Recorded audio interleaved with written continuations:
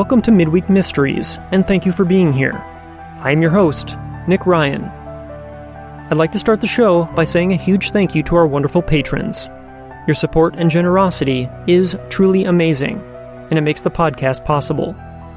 As always, we enjoy giving a personal shout-out to all of our supporters at the beginning of our full-length episodes every Sunday.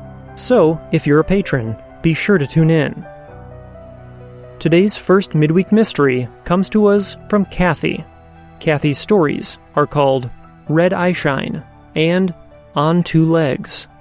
Kathy says, "Hi Nick, hope you're doing well. Thank you for reading my shaking mirror story on air. In that story, you might remember that a friend spent the night with me, and we stayed up almost until morning, telling eerie stories. She had some crazy ones. I have two of her stories for you. My friend, we'll call her Mary, grew up in the wooded countryside, outside of Albany, Georgia. One summer evening around 8 p.m., she and her friends were sitting outside on the back deck, talking and drinking Cokes. One of the girls happened to look up into a nearby tree and noticed something quite large and very dark up there. It was high in the branches, just sitting there. It was too dark to really see what it was. She told the other girls about it, and they all looked up. That's when it turned its head toward them. Red, glowing eyes looked down on them. It slowly moved to a lower branch. It didn't scramble down like a raccoon or fly like an owl. It just sort of glided silently down. The girls were both scared and frozen. Again, it slowly moved to another lower branch. My friend could not figure out what it was. When light is reflected off an animal's eyes, a color can be seen. That's called eyeshine. Almost every owl has red eyeshine. So do possums and raccoons. Porcupines give off yellow eyeshine, and cats are green.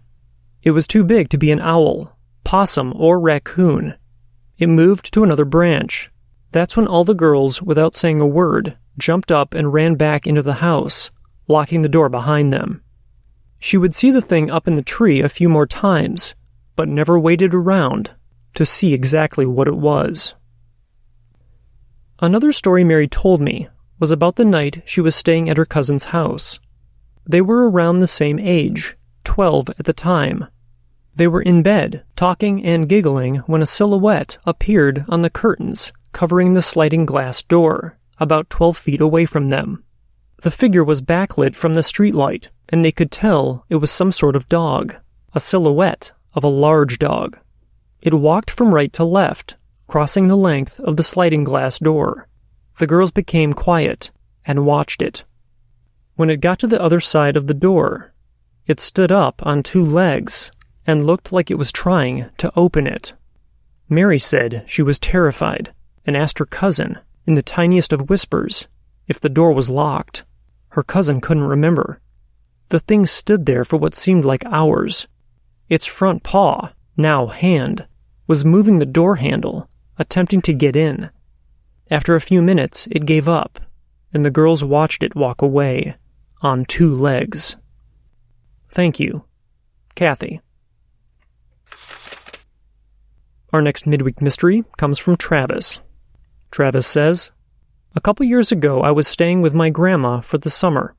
Her house has always kind of just had a weird and eerie vibe, and weird things happen to me a lot when I'm staying there, especially if I'm up late working. But the spare bedroom that I stay in has always felt to be where this feeling is the worst.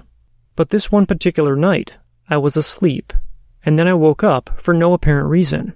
So I started looking around, and that's when I saw this figure at the end of my bed.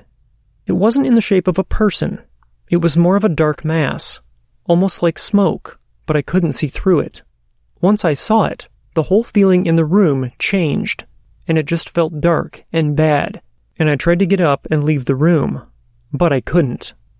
I could move around, but it was like the covers were weighed down, and I couldn't get out of them, and there was this loud buzzing noise in my head that I could almost feel. I'm not sure if I fell back asleep or what happened, but the next thing I remember was waking up.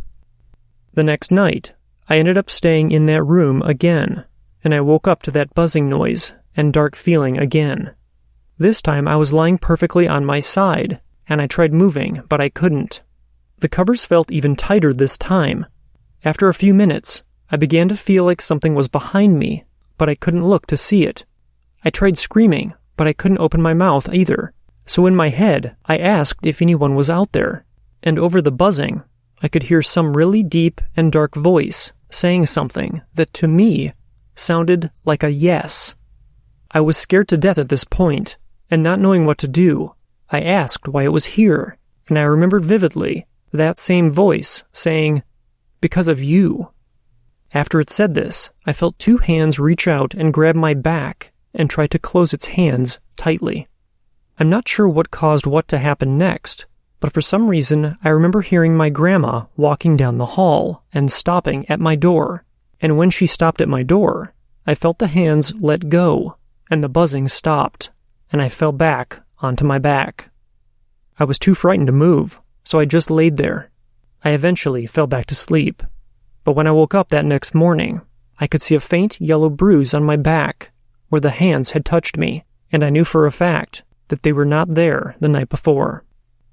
This was the last of the major visits, but on occasion, weird stuff still happens, like lights or TVs turning on and off, or even my computer while I was working one night.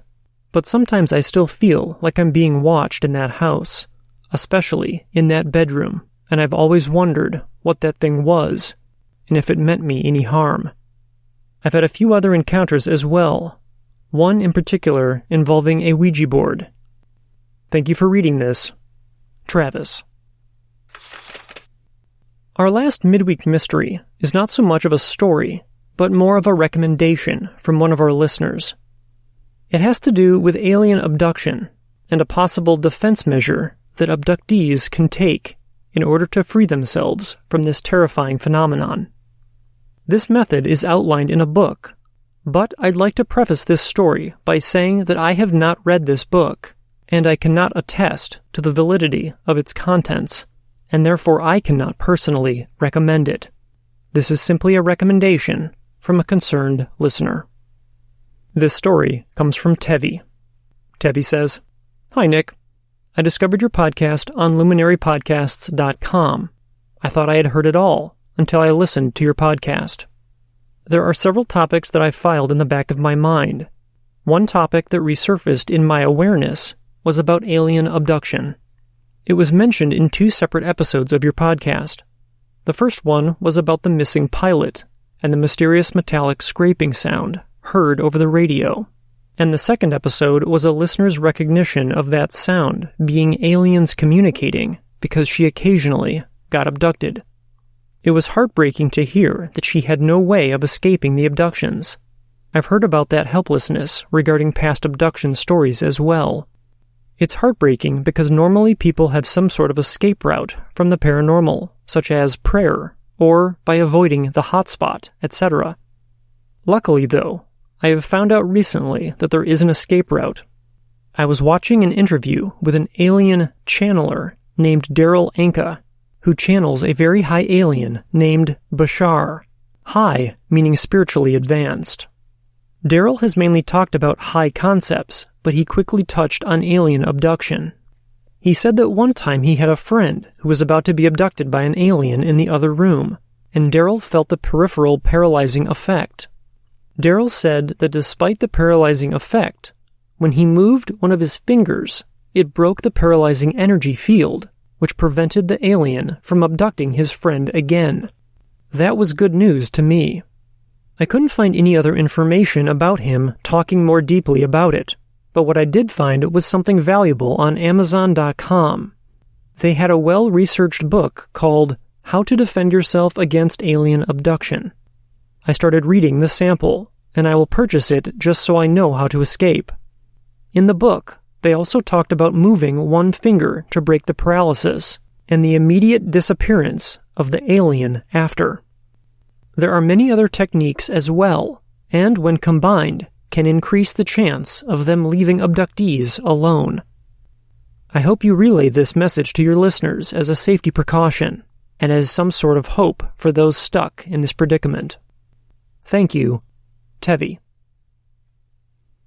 As we come to the end of this edition of Midweek Mysteries, I'd like to say thank you to all of you for tuning in and supporting the podcast, and a special thank you to Kathy, Travis, and Tevi for writing in and sharing their experiences with all of us. Until next time, I hope you all have a safe and healthy rest of the week, and we'll see you back here on Sunday for our next episode. If you or someone that you know has witnessed something unexplainable and you'd like to have your story shared on the podcast, please contact me at paranormalmysteriespodcast@gmail.com or visit paranormalmysteriespodcast.com and click on the Tell Your Story link. Please remember, no matter how insignificant or outlandish you believe your experience may seem, I'd like to hear about it. You can also connect with us by joining our forum and by following us on social media. All of our contact information can be found in the show notes. If you'd like to support the podcast, be sure to subscribe to the show and share it with your friends. If you're interested in taking the next step and becoming a patron, you can visit patreon.com/paranormal mysteries. Benefits include ad-free episodes and early access to select shows. New episodes of the Paranormal Mysteries Podcast are produced every Sunday, with a new Midweek Mysteries airing every Wednesday, and they're available on all of your favorite podcast apps. From all of us at the Paranormal Mysteries Podcast, thank you so much for listening, and remember, don't wait for the unknown to come to you. Get out there and find it.